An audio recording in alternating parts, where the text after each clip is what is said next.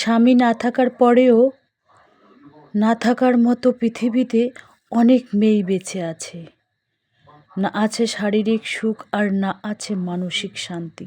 শুধুমাত্র সন্তানের মুখের দিকে তাকিয়ে সংসার টিকে আছে। স্বামীর কম ইনকামে অল্প খরচে সংসার চালানো দারুণ 5টি উপায়। প্রতি মাসে 3000-4000 টাকা সঞ্চয় হবেই। তো ডেইলি বাঙালি ব্লগ, গ্রামের সাদামাটা জীবন। তো নতুন দিনে নতুন আরেকটি ব্লগ ভিডিও নিয়ে হাজির আমি আপনাদের মাঝে সাভানা, ভারতের ছোট্ট একটা গ্রাম শীতলকুচি জেলা থেকে বলছি। তো welcome back to my channel. আসসালামু আলাইকুম। তোমরা সবাই কেমন আছো? আমি আশা করি তোমরা সকলেই ভালো আছো। আলহামদুলিল্লাহ আমিও ভালো আছি। আমার পরিবার পরিজনদের নিয়ে আলহামদুলিল্লাহ আমি ভালোই আছি। আর আমার প্রাণপ্রিয় কলিজা আপু ভাইয়েরা তোমরা সবাই কেমন আছো? আমি আশা করি তোমরা সকলেই ভালো আছো। আলহামদুলিল্লাহ আমি ভালো আছি। আর আমার পরিবার পরিজনদের নিয়ে আলহামদুলিল্লাহ আমি ভালোই আছি। আর আমার প্রাণপ্রিয় কলিজা আপু ভাইয়েরা তোমরা সবাই কেমন আছো? আমি আশা করি তোমরা সকলেই ভালো আছো। তো বরাবরের মতো না ব্লগটা আমি শুরুই করে দিলাম। তো চলো ব্লগটা দেখতেই থাকো। আশা করি ভালোই লাগবে। আমার ব্লগ কিন্তু প্রতিদিন বিকাল 4টায় আসে। তো আমার ব্লগের কোনো না কোনো অংশ ভালো লাগলে সাবস্ক্রাইব করে পাশে থাকতে পারেন। তো স্বামীর কম ইনকামে অল্প খরচে সংসার চালানো দারুণ 5টি উপায়। প্রতি মাসে 3000-4000 টাকা সঞ্চয় হবেই অবধারিত। তো দারুণ 5টি আইডিয়া কি তোমাদের বলছি। স্বামীর কম ইনকামে অল্প খরচে সংসার চালানোর 5টি উপায়। অল্প খরচে আর কি সংসার চালানোর 5টি উপায়। 1 নম্বর তোমাদের বলছি। 1 নম্বর বাড়ির আনাচে কানাচে বা ছাদের উপরে, যাদের ছাদ আছে তাদের ছাদে বা বাড়ির উঠানে সবজিপাতি রোপণ করতে পারো, যাতে ওখান থেকে হলো 10 টাকা সেভ হয়। 1 নম্বর। 2 নম্বর হচ্ছে একদিন খরচবিহীন জীবনযাপন করুন। একদিন খরচ ছাড়াই সংসার চালিয়ে দিন। বাড়িতে যেটা আছে সেটা দিয়েই চালিয়ে দিন। 3 নম্বর হচ্ছে বিনা কারণে বাইরে বেরোনো যাবে না। কারণ বিনা কারণে আমরা বাইরে গেলেই কিন্তু টাকা খরচ হবে। তো টাকা খরচ মানে সংসার খরচ থেকেই কমে গেল। তো 4 নম্বর হচ্ছে আমরা ঘন ঘন শপিং করব না। 6 মাস 1 বছর অন্তর অন্তর শপিং করব। আর 5 নম্বর হচ্ছে 3 বেলা মাছ মাংস খাবার দরকার নেই। একবেলা খাবো, একদিন খাবো, একদিন পর পর খাবো, স্কিপ করে করে খাবো। যেখানে প্রত্যেক দিনই খেয়েছি সেখানে খাবো। 15 দিন খাবো, একদিন স্কিপ করে করে মাছ মাংস খাবো। তো ওখান থেকে হলেও সংসার খরচ থেকে হলেও কিছু টাকা সেভ হবে। এভাবে সেভ করতে করতে আমরা প্রত্যেক মাসে 3000-4000 টাকা আকারে সঞ্চয় আকারে অবধারিত একেবারে হবে।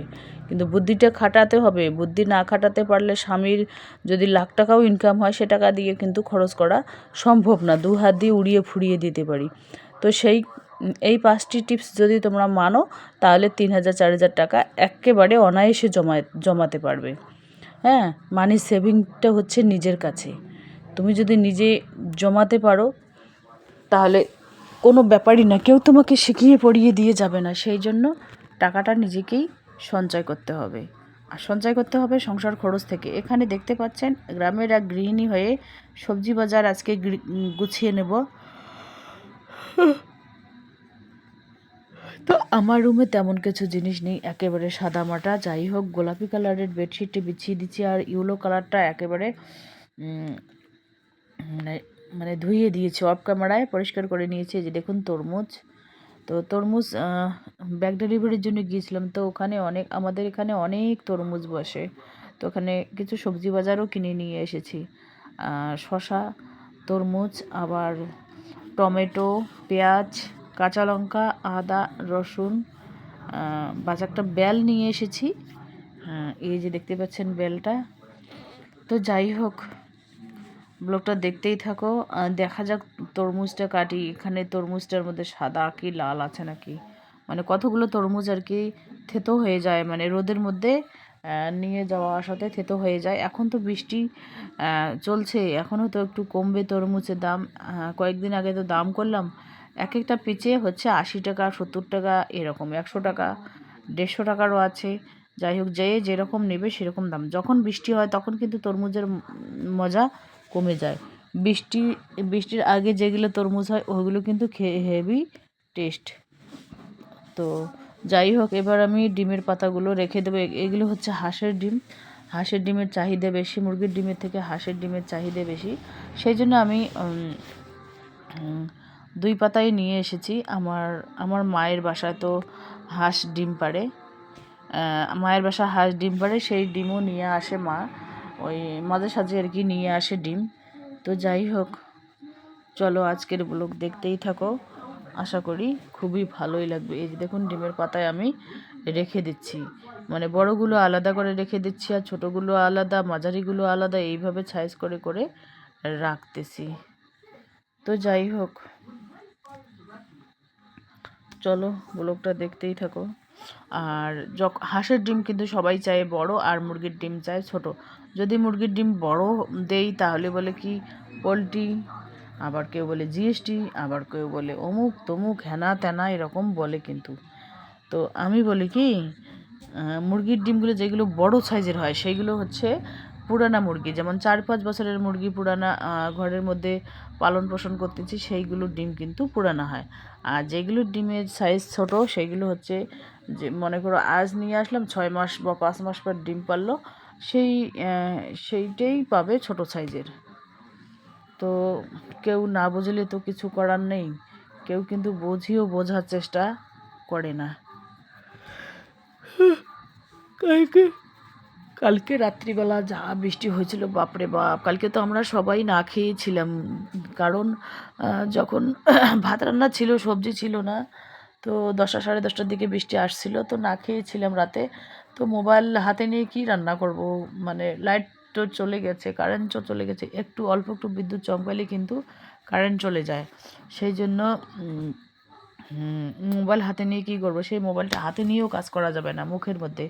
তো আজকে ঠকিয়েছে, কালকে তো ঠকাতে পারবে না। কালকে থেকে সন্ধ্যা থেকেই কিছু না কিছু রান্না করে রাখবো, তাহলে কিন্তু যদি বিদ্যুৎ চমকে আকাশ খারাপ করে তাহলে ওইগুলো দিয়ে চালিয়ে দেওয়া যাবে। যদি নর্মাল সবজি থাকে, আলু ভাজা বা যে কোনো একটা সবজি থাকে, ওটা দিয়েও একটু করে অল্প কয়েকটা ভাত খেয়ে ঘুমিয়ে থাকা যাবে।